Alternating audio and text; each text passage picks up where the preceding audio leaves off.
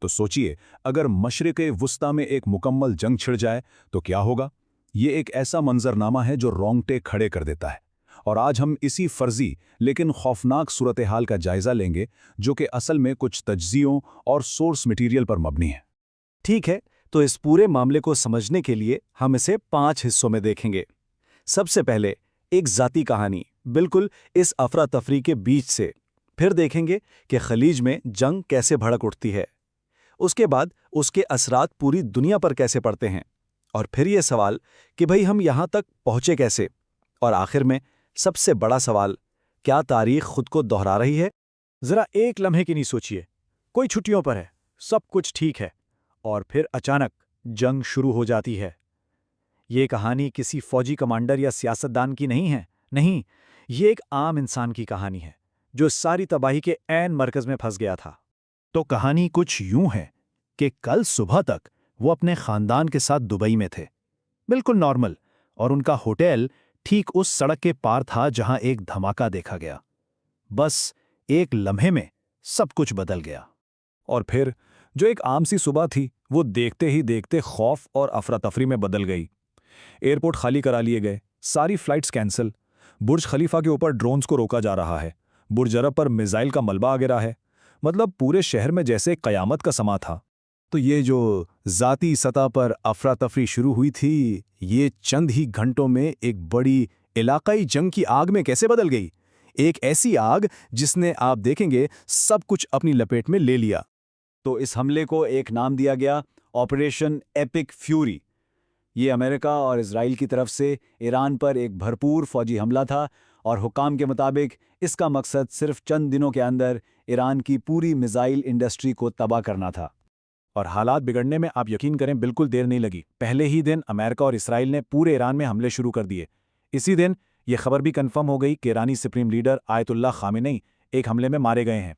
फिर दूसरे दिन ईरान ने जवाबी कार्रवाई की, नाम था ऑपरेशन ट्रू प्रॉमिस 4, और खलीज में 27 अमेरिकी फौजी अड्डों को निशाना बनाया।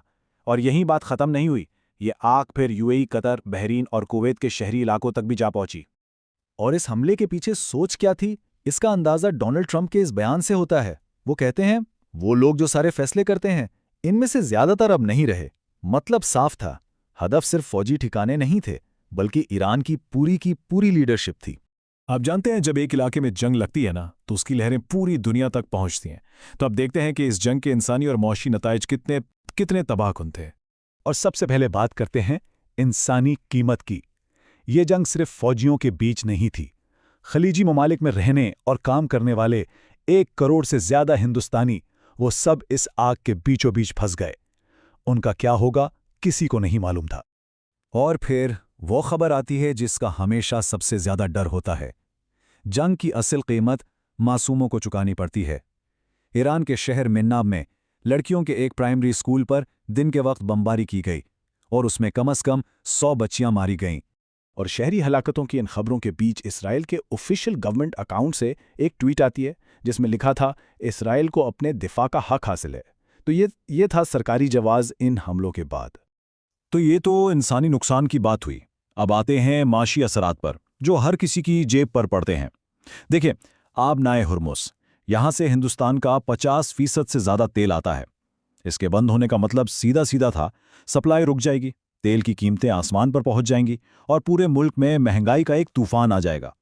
तो सबसे बड़ा सवाल यही पैदा होता है कि आखिर नौबत यहां तक पहुंची कैसे। वो कौन से वाकयात थे जो इस जंग की तरफ ले गए, एक ऐसी जंग जिससे शायद बचा भी जा सकता था। ये जो टाइमलाइन है ना, ये एक बहुत तल्ख कहानी सुनाती है।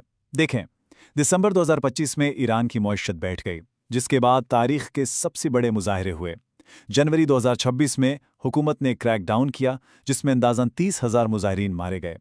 फरवरी के शुरू में अमेरिका ने मशरिक़ वस्ता में बड़े पैमाने पर फौज जमा करना शुरू कर दी। और फिर सबसे हैरानकुन बात, फरवरी के आखिर में ओमान के एक वजीर कहते हैं कि अमेरिका ईरान अमन मुआहदा हमारी पहुंच में है, और इस बयान के ठीक अगले दिन ईरान पर बम गिरना शुरू हो जाते हैं। और ये सब कुछ हमें इस तज्जिए के सबसे अहम, सबसे बड़े सवाल पर लाकर खड़ा कर देता है। क्या ये सब हमने पहले भी नहीं देखा?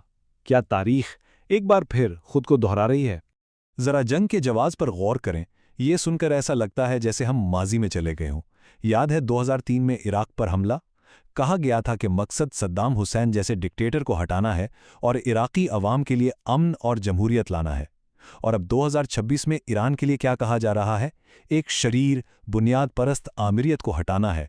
और एक ट्वीट में ईरानियों से वादा किया जा रहा है कि जब हम काम ख़त्म कर लेंगे तो आप अपनी हुकूमत संभाल सकते हैं। लेकिन तारीख हमें सिखाती क्या है? जब इराक से सद्दाम हुसैन को हटाया गया तो नतीजा क्या निकला? 20 साला जंग, मुल्क की मुकम्मल तबाही और नई दहशतगर्द तंजीमों का उरूज। और लीबिया, जब मुअम्मर कज़ाफ़ी को हटाया गया तो रियासत ही ख़त्म हो गई, खाना जंगी शुरू हुई और एक आम शहरी के लिए हालात पहले से भी बदतर हो गए। तो आखिर में सबसे बड़ा सवाल यही रह जाता है, माजी की इन मिसालों को सामने रखते हुए, क्या ईरान अगला इराक या लीबिया बनेगा? ये एक ऐसा सवाल है जो ये पूरा मंजरनामा हमारे सोचने के लिए छोड़ जाता है।